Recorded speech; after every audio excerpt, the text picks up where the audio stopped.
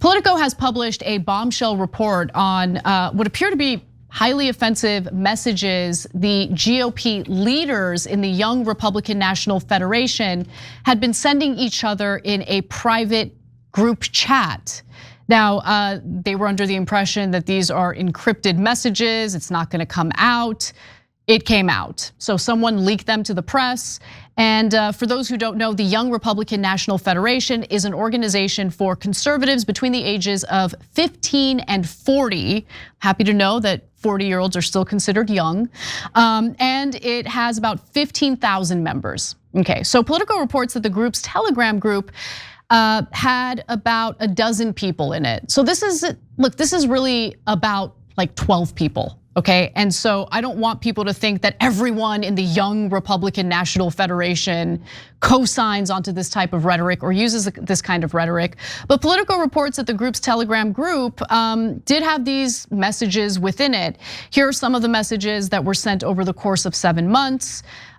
Epithets like, you guys can look at the graphic and figure that out for yourselves because obviously I can't say those words, appeared more than 251 times combined. We're talking about the N word, the R word, that kind of stuff, the slur for gay individuals.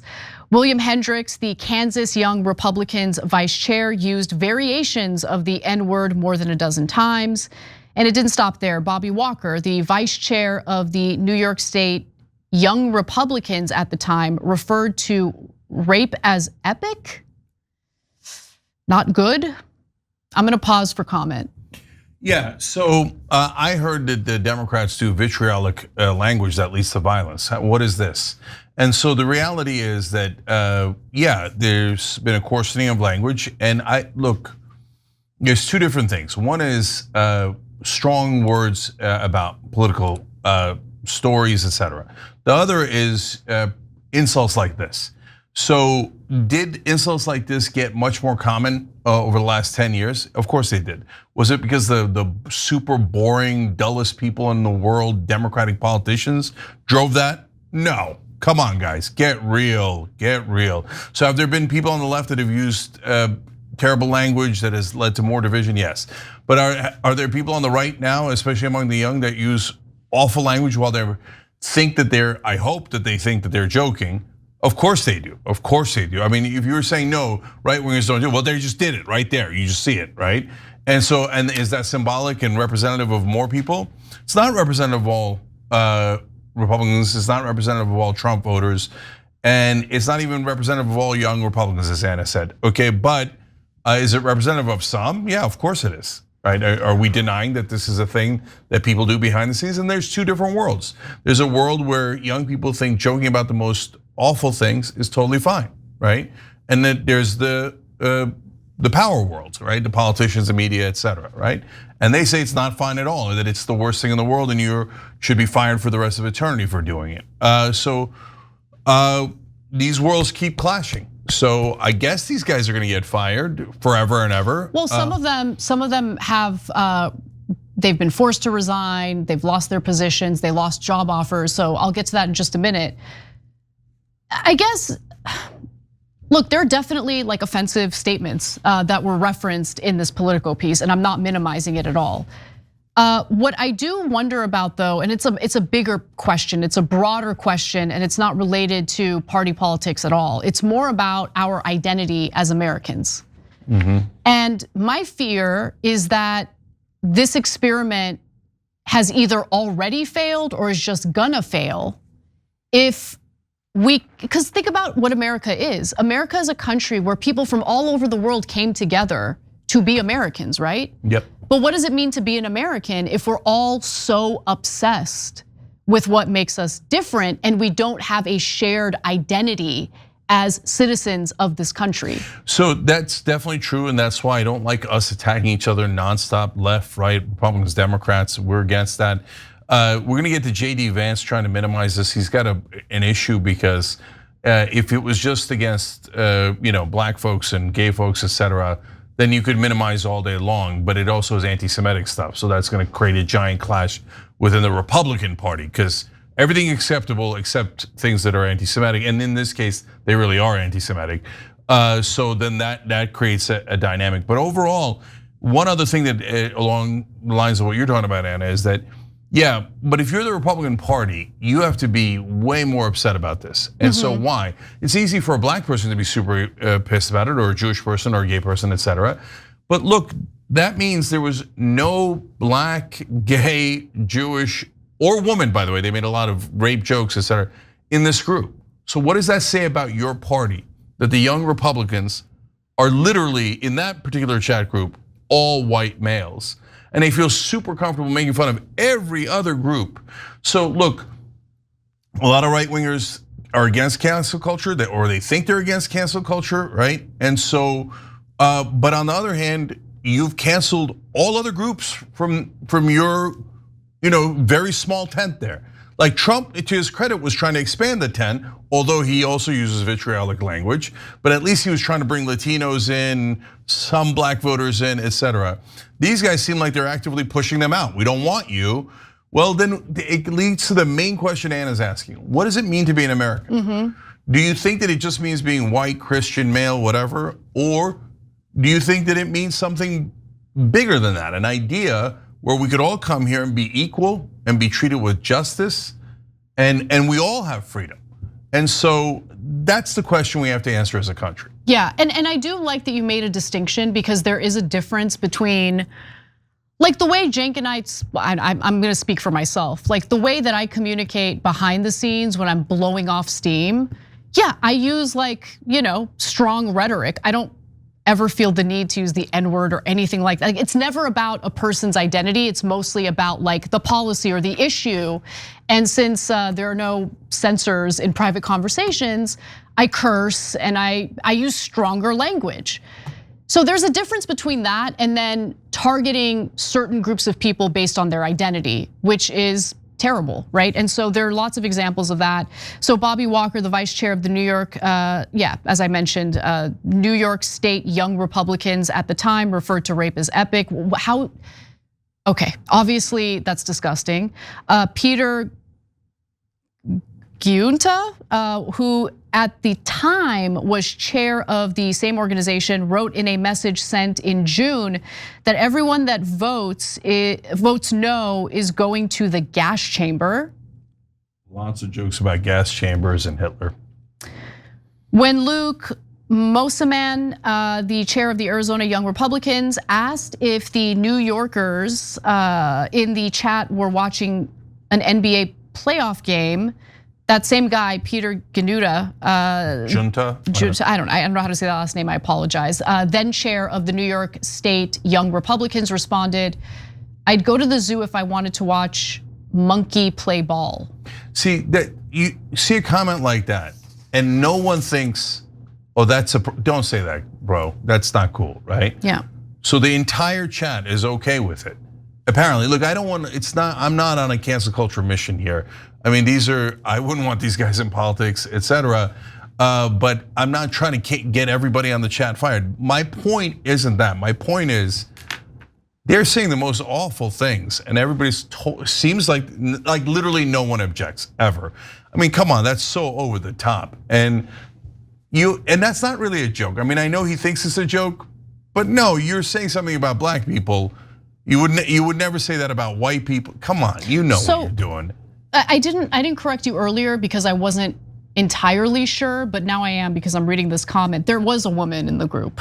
So Breonna Douglas, Vermont Young Republicans National Committee member, said in the chat group, "I was about to say you're giving nationals too much credit and expecting the Jew to be honest." Okay, well, there you go. There's your one woman. Wow. Yeah.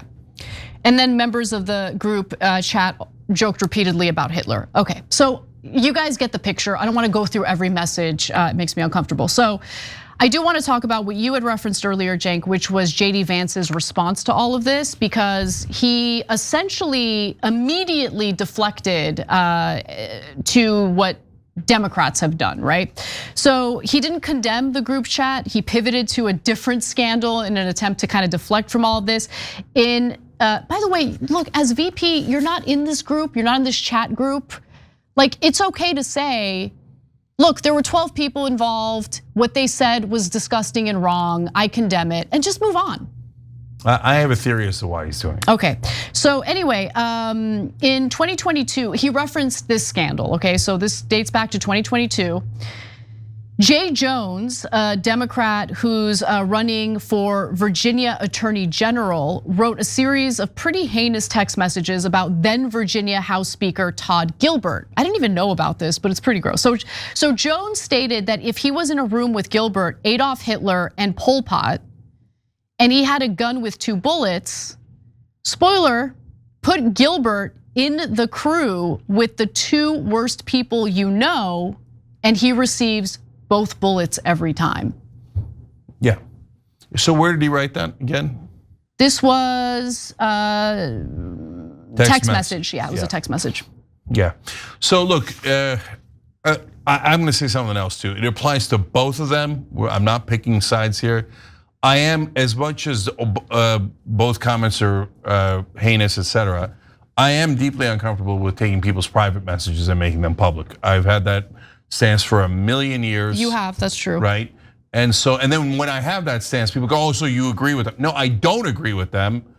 I don't know if people can understand English, right? I definitely don't agree with them. But now we're like, okay, so that guy joked about killing his opponent to a friend or something, and he's obviously joking. And if he said it publicly, I'd be like, are you nuts, right? And so should he joke like that with his friend in private? No. Should we be hearing his private jokes? No. No, we shouldn't be hearing anybody's private jokes, okay? So that applies to both the young Republicans and the Democrat from Virginia. I wish we didn't hear any of it. On the other hand, I mean, so one guy's joking around in a disgusting way about killing his political opponent, but it's obviously a joke. The other guys also think they're joking, right? But they're saying, no, we think black people eat watermelon. That's another thing that they kept referring to, and are monkeys, and Jews never tell the truth, and etc. And gas chambers. So, do I want them winning political office? No, I do not, because they would be in charge of all of us and not just some of us. So, anyways, this is all things keep devolving. Yeah. And I feel like people are happy about. Some folks in power are happy when we're at each other's throats. Of course. Devolving. That's why I want to get past that, but it's hard to get past it because stuff like this gets leaked, and stuff like this is deeply offensive to a lot of people in this country. And I want to go back to what you said about JD Vance. Why do you think he was immediately deflecting? Yeah, because he's going to run for president, and in his mind, he thinks he needs this base, right? So anyone who wants to defend these guys for what they actually said, not because, hey, you shouldn't take their private messages or whatever, right? He's thinking, I got to lock up that vote, right? So, but there's an extra element of it that's really important. He can't lock up that vote by giving them anything substantive. So he can't say, hey, you know what? You guys were America first and you were anti-war, but if I'm president and if I'm vice president, I'm gonna let Israel start every war. Call the shots. Right, we're gonna go invade Venezuela for no reason, right? And drug prices are gonna remain sky high, wages are gonna remain very low. I can't give you anything that matters because my donors own me. So what I'll give you instead is attaboy on the racism and the anti-Semitism and the sexism. Attaboy. That way I'll win your vote over on culture war stuff where I drive hatred and division without actually pissing off any of my donors who are super happy about the tax cuts, the wars, and everything else. Our elections run on identity politics. That's not a bad theory. But anyway, that's the story. There was a Vermont state senator involved in this group chat. He's been urged to step down from his position. We'll see if that happens. Others had job offers rescinded as a result of their participation in this group. So just a note of caution. You should never assume anything you put in writing is going to remain private, ever. Especially in a group chat. It doesn't matter if it's on Telegram. It doesn't matter what platform is hosting your group chat. Someone's gonna leak it. Okay? Someone else in the chat's gonna leak it. Exactly. So look, last thing. All of this stuff is vicious and terrible, the actual words and phrases and sentences that were used. So I'm not minimizing it 1%. I just want you guys to have one perspective that you might not have. Muslims get this publicly 24/7. Yes, from Democrats and Republicans. Yeah, and so if you're freshly outraged by this, you should be, right? But then welcome to our world where people say, oh, you Muslim dirty pigs should all be murdered and your children's lives are worthless. And they say it publicly all the time, and congressmen say it. Giant political and media figures say it, and there's never any, and no one cares. So my heart goes out to you anyway, because I know how it feels, right? But wouldn't it be amazing if any of these groups one day said, oh my God, are you seeing that it's happening to Muslims? And nobody's hiding it? Politico's not writing any big piece about, oh my God, anti-Muslim hatred. No, it's everywhere. Millions and millions of comments just like this, over the top, even worse, you should all be slaughtered, and they mean it, and they're not even joking. But hey, if you're a Muslim American, you just have to deal with it. That's life. Every time you ring the bell below, an angel gets his wings. Totally not true, but it does keep you updated on our live shows.